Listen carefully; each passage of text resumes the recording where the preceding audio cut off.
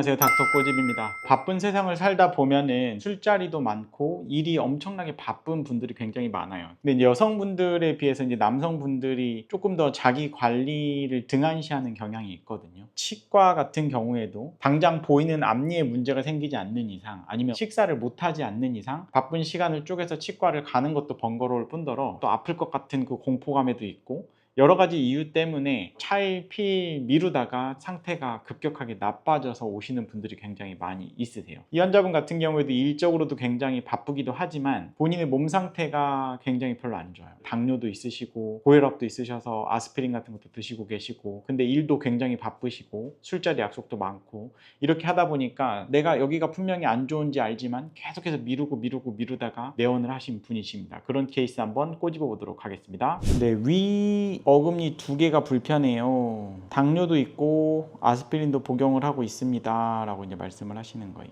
60대 환자분이셨는데 굉장히 왕성하게 사업을 하고 계시는 분이시고, 이제 평소에 너무 바빠요. 그리고 이제 CC에서 볼 수 있듯이 정확하게 위에 치아 두 개가 불편해 라고 이제 말씀을 하시는 거죠. 근데 고혈압, 당뇨 이런 전신 질환도 갖고 계셔서 치과 치료를 어떻게 보면은 계속 뒤로 미뤘던 거죠. 이제 오른쪽이 어금니 두 개가 씹을 때 불편하고 대학병원에서 잇몸 치료를 받고 있어요 라고 말씀을 하시는데, 이 두 개가 불편하다고 오셨어요. 근데 이제 다른 부위들도 보면 잇몸뼈 레벨이 원래는 이 정도까지는 최소한 다 차 있어야 되거든요. 근데 이 잇몸뼈 레벨 자체도 보시면 이 밑으로는 다 병변이 있어서 잇몸뼈가 다 내려가 있는 상태신데, 이제 이 환자분 같은 경우에는 잇몸 질환이 있지만 내가 당장 씹는데 아무런 문제가 없기 때문에 이런 데는 뭔가 하기를 원치 않으셨고 딱 이 두 개만 건드리기를 원하셨어요. 근데 아무리 생각해도 이제 이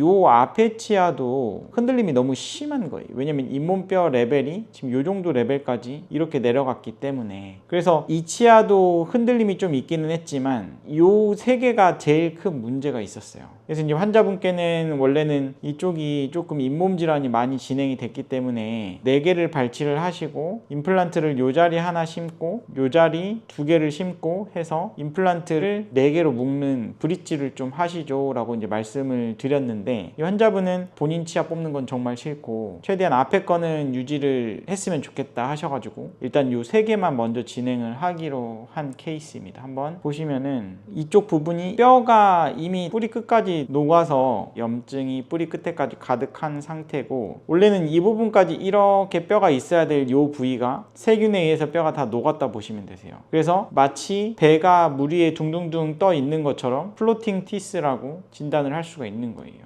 염증 위에 둥둥 떠다니기 때문에 절대 씹을 수도 없고 흔들림도 굉장히 심한 거죠. 이 옆에 치아도 이 정도로 뼈가 녹았고 여기도 뼈가 녹은 상태였어요. 근데 이제 환자분이 최소한의 치료만 하고 싶다고 계속 하셔가지고 어쩔 수 없이 이 뒤쪽 3개만 발치를 하고, 굉장히 지저분한 상태였는데 이제 조금 불쾌감을 줄 수 있기 때문에 저희가 흑백 처리를 했습니다. 여기 보면 치아 표면에 굉장히 새까맣게 이런 것들이 다 세균막이라고 보셔야 되세요. 뿌리 끝까지 세균막이 처지면 심각한 치주 질환이 발생하는 거고, 그걸로 인해서 뼈가 녹는 거예요. 뼈가 녹으면 이제 치아는 흔들리는 거죠. 그래서 이제 이런 염증까지도 뼛속에서 다 제거를 완벽하게 해줘야 된다. 그래서 염증 제거까지도 완벽하게 이제 진행이 된 거고, 이제 남아있는 뼈에서 임플란트 고정력을 얻을 수 있느냐 없느냐 문제인데 도저히 고정력을 얻을 수가 없었어요. 그래서 이제 발치를 하고 당일에는 임플란트 고정력을 얻을 수 없기 때문에 임플란트 고정력이 없을 때는 욕심을 부리지 않고 발치와 보존술, 이미디에이트 GBR 해서 치아를 뽑는 날 염증 제거하고 이 부분에 뼈 이식을 먼저 하는 거죠. 그리고 이 주변은 다 청소를 하고, 그런 상태에서 이제 보통은 3개월을 기다리는데 이 환자분은 굉장히 바쁘신 분이세요. 그래서 5개월 지나서 오셔가지고 보니까 뼈가 감사하게도 이렇게 잘 만들어져 있는 거죠. 그래서 뼈가 잘 만들어져 있는 걸 확인을 하고 이제 수술을 들어간 거예요. 발치 5개월 후에 보면 이쪽 부분이 굉장히 있고, 이 앞에 치아도 실은 이런 부분에 레진을 하자고 말씀을 드렸는데 별로 안 아프니까 당장 급한 것만 하기를 원하시는 거예요. 그래서 어쨌든 이렇게 디자인을 해서 이상적인 위치에 나중에 이렇게 보철물 임플란트 브릿지를 할 거니까 요 자리 임플란트 하나, 요 자리 임플란트 하나, 두 개만 임플란트를 해서 임플란트 브릿지로 하기로 한 상황이고, 그래서 요 자리 임플란트, 요 자리 임플란트를 잘 심어 드렸고, 원래는 또 한 3개월만 있다가 머리 부분 올려도 되는데 기간이 계속 길어졌죠. 또 한 7개월 지나서 나타나셨어요.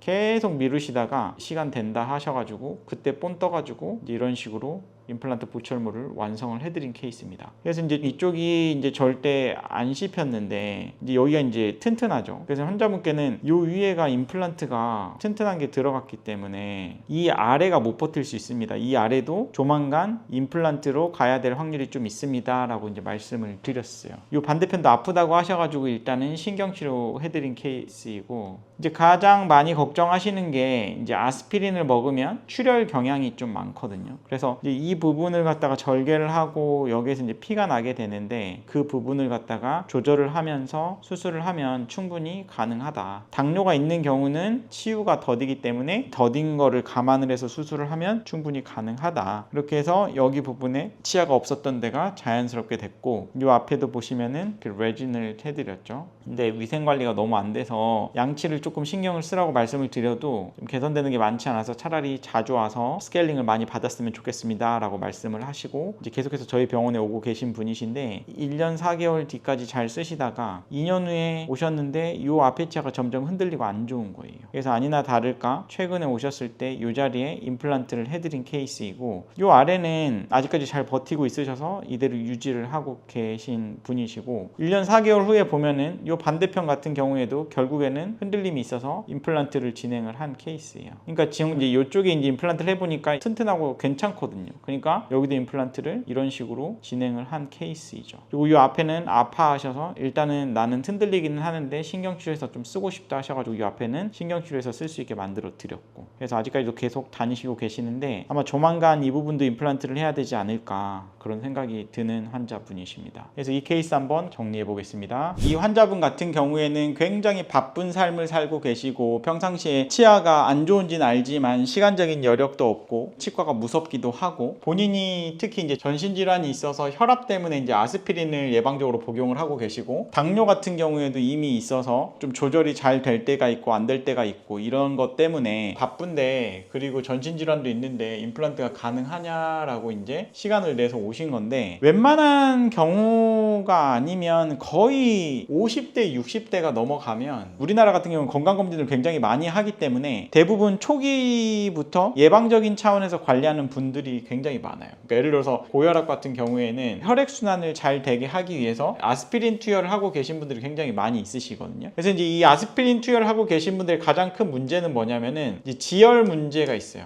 피가 잘 안 먹는 문제거든요. 아스피린 자체가 피를 좀 묽게 해서 혈액순환이 잘 되는 역할을 하는 약이기 때문에 째가지고 치아를 발치하고 뼈 안에 있는 염증을 긁어내고 임플란트를 하는 그런 관열적인 술식을 할 때는 당연히 지혈이 안 될 수밖에 없어요. 그래서 아스피린 같은 경우에 이제 먹으면서 하는 것보다는 보통 2주 전에 끊고 많이 진행을 하고요. 근데 이거를 뭐 예방적인 차원에서 하는 경우에는 임의적으로 본인이 맘대로 끊어도 되지만, 대부분은 이제 병원에서 고혈압 수치 때문에 아니면 심장에 스텐트가 있거나 아니면 기타 이슈 때문에 혈액 질환 때문에 혈관 질환 때문에 아스피린이나 기타 혈압약을 드시고 있는 분들 같은 경우에는 안전하게 진행하는 게 굉장히 중요하겠죠. 그래서 이제 보통 이제 컨설트를 냅니다. 이제 메디칼에 있는 주치의 선생님과 저희와 편지를 주고 받는 거예요. 예를 들어서 어떤 특정 국소 마취제를 국소 마취를 하고 거기에 있는 치아를 발치를 하고 어떤 임플란트를 할 계획입니다. 어느 정도 마이너한 블리딩이 예상이 되는데 환자분이 드시고 계시는 이런 약을 어느 정도 전에 끊어야 되고 환자분의 상태가 지금 끊어도 되는지 그런 거에 대해서 여쭤보는 편지를 드리고, 이제 그 환자분이 내과 선생님한테 가셔서 편지를 보여드리면 내과 선생님들도 종합병원에 있으셨던 분들은 다 아세요. 치과에서 이런 술식을 할 때 피가 많이 나고 지혈 문제가 있으니까 이 약을 조금 다른 약으로 바꾼다던가 아니면 이 약을 갖다가 조금 끊고 지혈이 다 끝나면 그 다음부터 먹을 수 있게끔 이렇게 안내를 받는 경우, 그렇게 확인을 하고 진행이 되는 경우가 대부분이기 때문에 이제 이렇게 컨설트를 주고 받을 수 있는 경험이 있는 분들, 대부분 대학병원에서 수련을 받은 선생님들 같은 경우에는 이런 경험이 있기 때문에 그런 곳에 가시면 충분히 충분히 가능하다라고 볼 수가 있을 것 같고, 당뇨 같은 경우에는 치유에 대한 부분이 이제 문제거든요. 그래서 이제 치유가 더디게 된다는 건 아무래도 이제 공격적인 술식보다는 안전한 수술적인 술식이 더 필요한 거예요. 예를 들어서 웬만하면은 정말 적당하게, 불필요하다고 하면 뼈이식을 할 필요가 없는 거고, 뼈이식을 하고 나서도 그거를 갖다가 잘 밀봉해주는 멤브레인이나 막을 쳐주는 차폐막이나 잇몸이 벌어져서 수술을 하게 되면은 그거를 잘 꿰매서 봉합을 하는 거죠. 한마디로 이제 봉합을 잘 해주는 테크닉을 통해서 뼈랄지 그런 수술 부위가 노출되는 거를 최소화시켜야 돼요. 그래야 아무래도 더 빨리 낫거든요. 그러니까 이게 치유를 잘 시키려면, 밀봉하고 봉합을 잘 하려면 절개할 때부터 잘 해야 돼요. 수술을 할 때 잇몸을 째야 되잖아요. 그러니까 어떤 디자인으로 절개를 해서 어떻게 꿰매서 밀봉을 해줄 거냐, 이게 수술하기 전에 이미 수술하는 서전의 머릿속엔 다 있거든요. 그거를 잘 하는 곳에 가셔서 해야지 아무래도 더 빨리 나을 수가 있단 말이에요. 그러니까 당뇨 있는 환자분들 같은 경우에는 본인이 잘 조절을 해서 당뇨 수치가 좋을 때 수술하는 것도 중요하지만, 이 치유를 잘 하게 하기 위해서는 수술을 정말 잘 받아야 된다, 그렇게 생각하시면 될 것 같고요. 요즘에는 웬만하면 임플란트가 가능하기 때문에 이런 경험치가 있는 선생님들과 잘 상의를 하신다고 하시면 제대로 임플란트 받고 제대로 식사를 하실 수가 있을 거라고 장담합니다. 이 영상이 도움이 되셨다고 하시면 치과 1타 닥터꼬집 좋아요, 구독 꼭 요청드리고요. 질문사항 있으시면 댓글로 남겨주시면 저희가 마이덴TV에서 따로 답변을 해드리고 있습니다. 마이덴TV도 좋아요, 구독 꼭 요청드립니다. 감사합니다.